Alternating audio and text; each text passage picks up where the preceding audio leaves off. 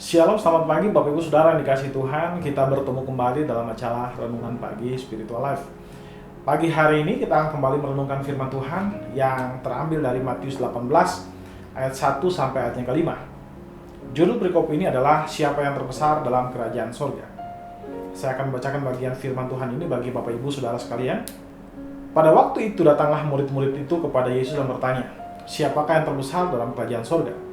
Maka Yesus memanggil seorang anak kecil dan menempatkannya di tengah-tengah mereka.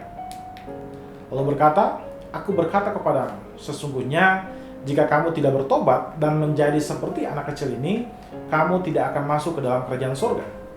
Sedangkan barang siapa merendahkan diri dan menjadi seperti anak kecil ini, dialah yang terbesar dalam kerajaan surga. Dan barang siapa menyambut seorang anak seperti ini, dalam namaku ia menyambut aku.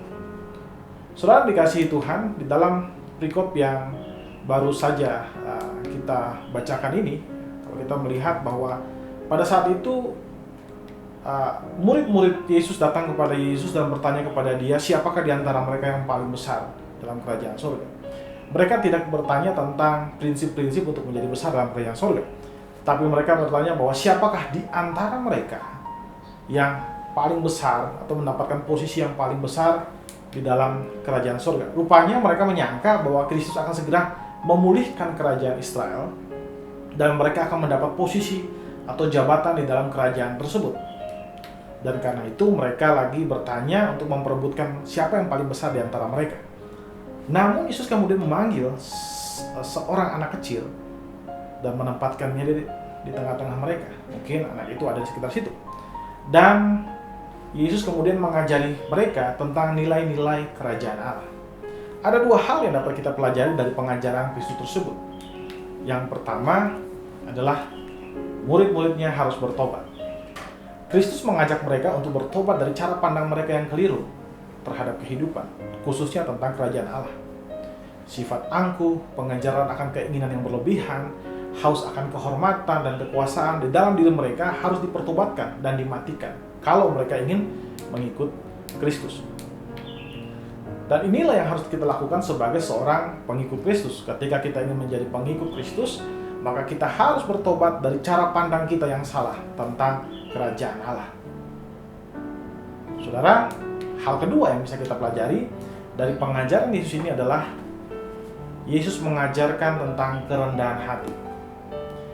Kristus mengajar kita tentang kerendahan hati seperti anak kecil ini. Kita harus menjalani hidup tanpa beban dan menyerahkan segala sesuatu ke dalam tangan Tuhan.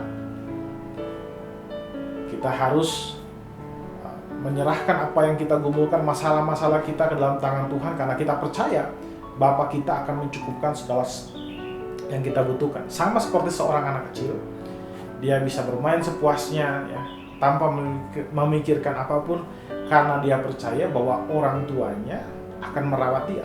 Begitu pula dengan kita sebagai orang percaya. Kita melakukan banyak hal, kita melayani Tuhan, dan kita percaya bahwa Tuhan yang akan merawat kita. Kita harus menjadi orang yang rendah hati ketika kita ingin menjadi murid Kristus.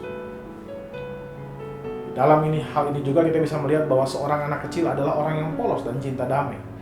Dia bebas dari niat yang jahat. Dia taat dan patuh kepada orang tuanya. Serta yang terutama, kita harus rendah hati. Kita tidak boleh mencari pujian dan mengejar kekuasaan.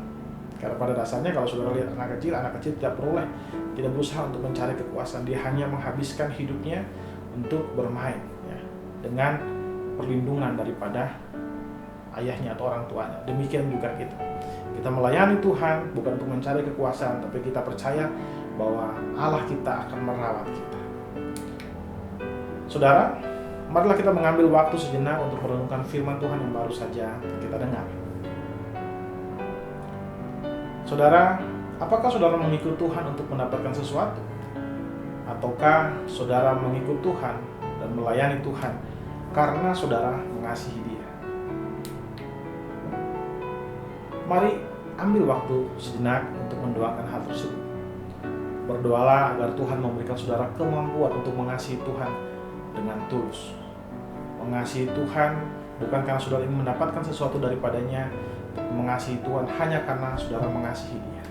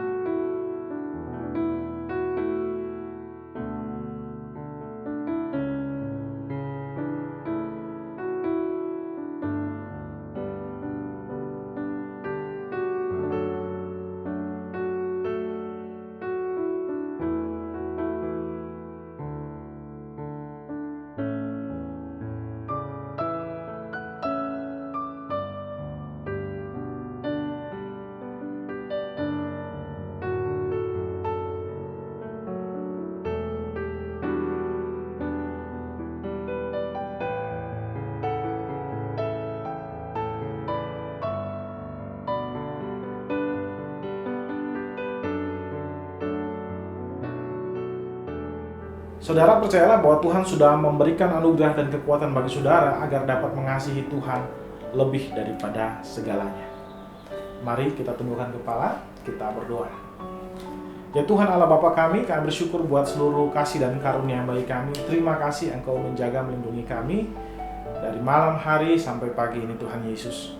Dan jika pagi ini Engkau sudah mengingatkan kami tentang prinsip-prinsip kerajaan Allah, bagaimana kami harus hidup, Engkau terus bimbing kami sehingga kami bisa terus mengalami pembaharuan di dalam roh kami Tuhan Yesus. Terima kasih Bapa, terima kasih Tuhan Yesus. Kami serahkan kehidupan kami seluruhnya ke dalam tangan kasih karunia-Mu saja. Kami serahkan semua yang kami kerjakan dari pagi hari ini sampai malam nanti, biarlah semua yang kami kerjakan itu mempermuliakan nama-Mu Tuhan. Di dalam nama Tuhan Yesus kami berdoa kepada Bapa Surgawi. Haleluya. Amin. Amin. Bapak Ibu, selamat pagi, selamat beraktivitas, dan Tuhan Yesus memberkati Bapak Ibu Saudara semua.